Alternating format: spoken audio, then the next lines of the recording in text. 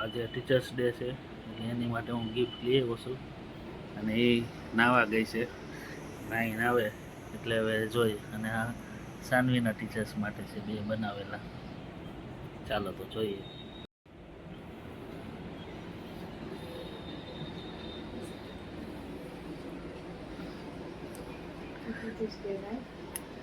Happy teachers day. Thank you.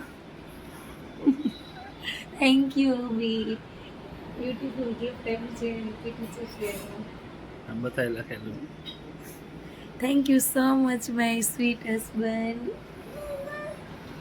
સાંજે ઉઠી ગઈ છે. Good morning all of you.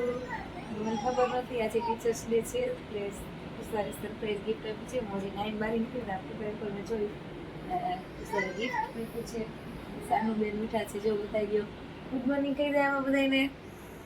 ચલો ચલો ગુડ મોર્નિંગ કહી દે. ગુડ મોર્નિંગ એ નથી કહેતી. અને મારા તરફથી પણ બધા ટીચર્સને હેપી ટીચર્સ ડે. ટીચરની બહુ મહત્વની ભૂમિકા હોય છે. ટીચર જ એક ડૉક્ટર, એન્જિનિયર, વકીલ બધાને ટીચર જ બનાવે છે. તો ટીચર એક ભગવાનનું સ્વરૂપ હું માનું છું. અને હેપી ટીચર્સ ડે. જો તો ટીચર્સ ડેનું ગીફ્ટ આપ્યું છે હસબન્ડે, તો ચાલો ખોલી જોઈએ કે શું છે એમાં.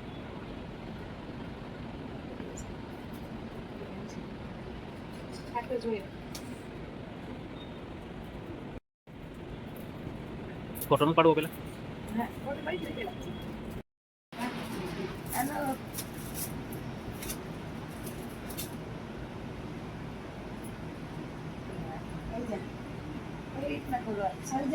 તે પટ્ટી મારે લઈ છે ને.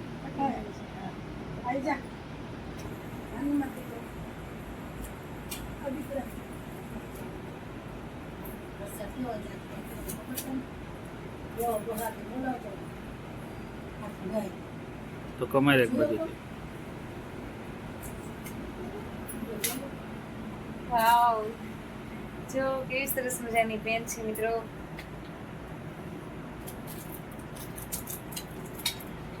Thank you so much sir. શિક્ષકની તાકાત હોય છે પેન. જો કે શિક્ષકની નહીં બધાની, પત્રકારોની તાકાત તે પેન હોય છે. કેમ કે પેન કરી શકે એવું તલવારી નો કરી શકે.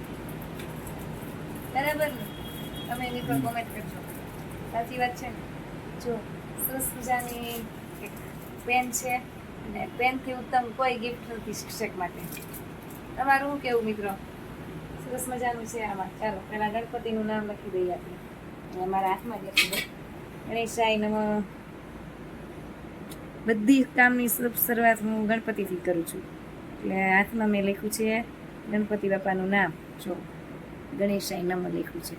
સવારમાં ગણપતિનું નામ. Thank you so much once again Tushar.